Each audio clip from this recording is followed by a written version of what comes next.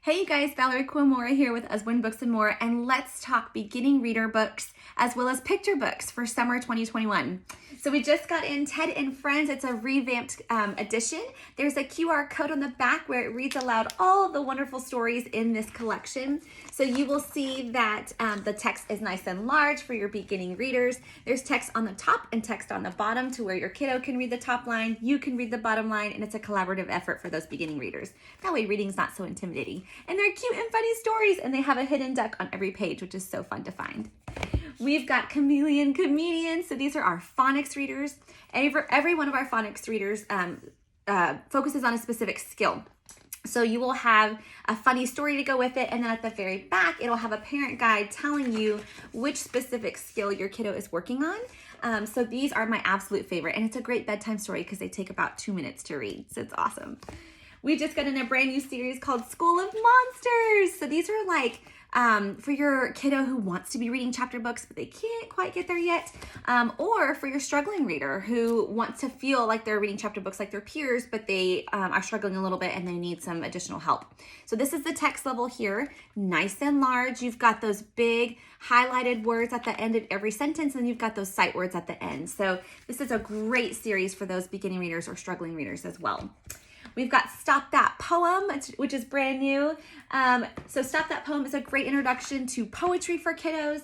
We've got words here that they can practice on their sight words, learn how to make a poem, how words come together to make poems, how some have structures, some don't have structure to them, right?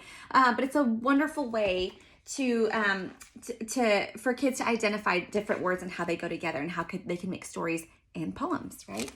Leo and the Octopus is my absolute favorite new release. It's about a kiddo named Leo, and he's on the autism spectrum. And so he identifies with an octopus. He says that the world was too bright for Leo and too loud. I must be living on the wrong planet, he thought. And so then he goes and he meets Maya, and Maya is an octopus. And he says, she looks like an alien, Leo thought. I feel like an alien. We should get along. And so the whole time he talks about this octopus and he learns all the facts. And then at the end, he actually connects with another person and makes a friend because of Maya. And so it's a great way to teach inclusion. It's a great way for your kiddos to see that even if they feel different sometimes, it's okay. They just haven't met their people, right? So this is Leo and the Octopus, one of my absolute favorites this season. We've got I Love You Spacely. This is a wonderful bedtime story. It talks about all things space. I love you blazingly like a rocket's flight. I love you impressively like an impact crater. I love you informatively like a satellite's transmission. So we've got lots of great vocabulary in this book as well, and great sturdy pages. So that's I Love You Spacely. We've got all kind of animal friends and how they have symbiotic relationships. So how hermit crabs give sea anemones a free ride on their shells. In return, the anemone uses its stinging tentacles to keep octopuses and other predators away. So lots of great information, nonfiction information that makes it fun and engaging, and how nature works together to keep nature going, right? Love this one. We've got Luna Loves Dance. My daughter is absolutely obsessed with this one. So Luna is taking dance lessons and she wants to be on the all-star team, but she keeps falling and she keeps messing up and she thinks, I can't be a dancer. And so her family joins in to teach her about how you can be a dancer anywhere. You don't have to be a certain kind of dancer. Dancing is movement, right? That makes your body happy and connects people and brings them together. So the illustrations in this book are wonderful and lots of great lessons on not giving up, right? When things are hard. We've got I'm Almost Always Kind, which I love. So it does talk about how we're all trying to teach our kids to be kind, right? But obviously sometimes it's hard. And so there are times when you want to play a game, but somebody else does not want to play that game and they don't understand, right? So like little sister here, she's building a sandcastle and he thinks jumping on sandcastles are fun. Well, how is she gonna feel? So this book walks them through that process of how to think of others before they act, right? And so we all are working on that impulse control. I know we are with 3 boys in our house. So this was a great story for us to read. We've got all about diversity. I love this new release. Talks about all different kinds of races and people and things and celebrations and how people are connected to one another. This one is, we've got all about families, all about families, all about friends, all about feelings. So it's a great addition to this collection right here.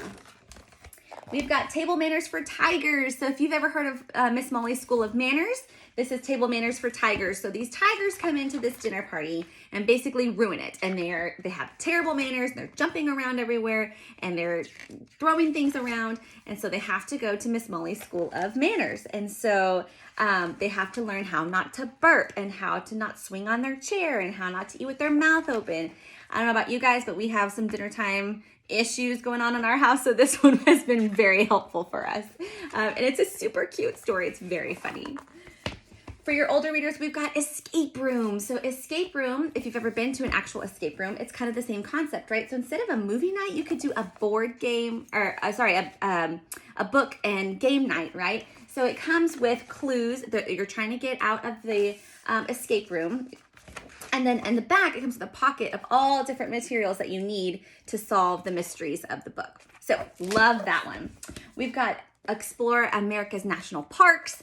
So if you love going to national parks, if you're traveling this summer, if you want to travel to different parks, this one is a great book and it's filled with lots of information about each park. So if you're preparing for a visit maybe next year or maybe the year after, you've got lots of information in there for each park. Lots of nonfiction information. If you're working on summer skills this summer, we've got Getting Started with Math, and then we've got Look Inside Math. So this breaks it down for kids, which is really helpful. So you've got money, shapes, multiplying, dividing, fractions, measuring, all the different math things, right?